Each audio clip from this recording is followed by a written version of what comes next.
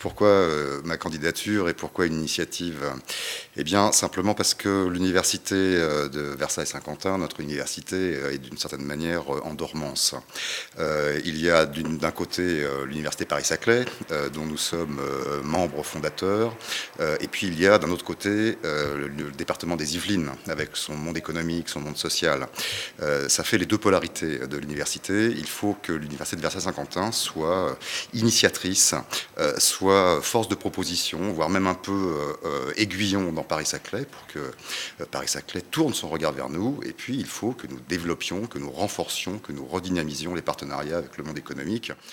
Il y a évidemment trop de réglementation, ce qui empêche les activités de se déployer dans tous les domaines. C'est vrai pour les familles, pour les collectivités territoriales, pour les entreprises, pour les associations, pour les commerces, pour tout le monde.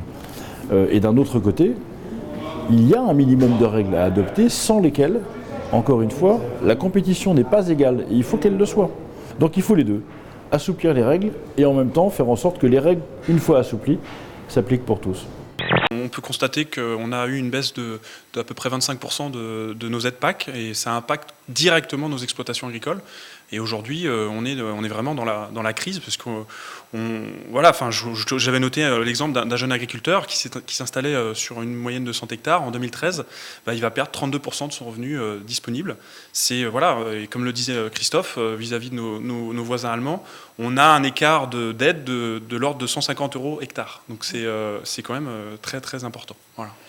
Et dimanche 21 février, Marisol Touraine, ministre de la Santé, a annoncé vouloir mettre en application une augmentation forte et significative du prix du tabac le plus vite possible. Elle s'est même dite favorable à un paquet à 10 €, tout en reconnaissant que ce ne serait pas sous ce quinquennat. Actuellement, le prix moyen d'un paquet de cigarettes est de 7 €. Dans les Yvelines, les professionnels craignent le développement grandissant du marché parallèle. L'Aupivois, bientôt en passe de disparaître. Le second plus gros bailleur social de France est aujourd'hui victime de la loi Allure, l'obligeant à être rattaché à une collectivité locale unique au 31 décembre 2016. Problème, Valérie Pécresse, présidente de la région Île-de-France, a annoncé le 18 février dernier qu'elle ne reprendrait pas la structure à sa charge. Pourquoi pas se doter d'un outil de 80 000 locataires? Je ne comprends pas. D'un côté, on favorise les regroupements intercommunaux, on favorise les grosses structures, les hyperstructures, et une hyperstructure comme pouvait l'être l'Aupivois, on la casse. Le président de l'Aupivois, Pierre Bédier, n'ayant pas souhaité s'exprimer sur le sujet, a annoncé lors de ses vœux que la masse salariale ne serait pas réduite. Les vacances, un droit pour tous et tout au long de l'année. C'est le credo du Secours populaire. Au Clé-sous-Bois, Fatoumata, 7 ans, s'apprête à partir pour la première fois au sport d'hiver. Alors, au moment de faire la valise, le choix est difficile. Un pull en cas si on part par exemple dans la neige. Et ça, si il fait un peu beau, je suis plus contente, mais sauf que j'ai envie que ça se passe bien au moins et pas tomber sur la neige et de venir sans se casser un truc. En plus des sites fixes ouverts dans le département, 3 collectes mobiles sont organisées chaque année à Elancourt, une façon d'attirer l'attention sur le besoin, mais aussi de permettre les dons aux habitants qui ne peuvent se déplacer. Si ça peut motiver certaines personnes qui ne le font pas à le faire, c'est très bien. Moi, après, dès que j'ai l'occasion, je donne.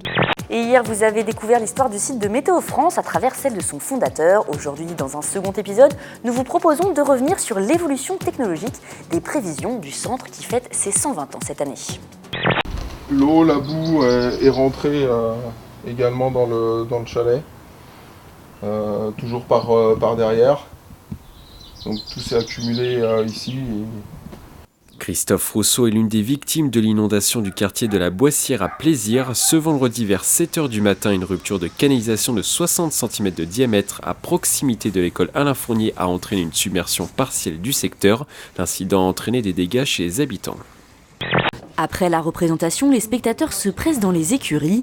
Amateurs de chevaux novices, ils viennent parfois de très loin pour voir le travail de Bartabas. J'ai réservé mes billets sur Tours et je suis arrivée ici exclusivement pour ça. Alors si le spectacle vous tente, les écuyers et leurs montures offrent chaque week-end de représentation, le samedi à 18 h ou le dimanche à 15 h.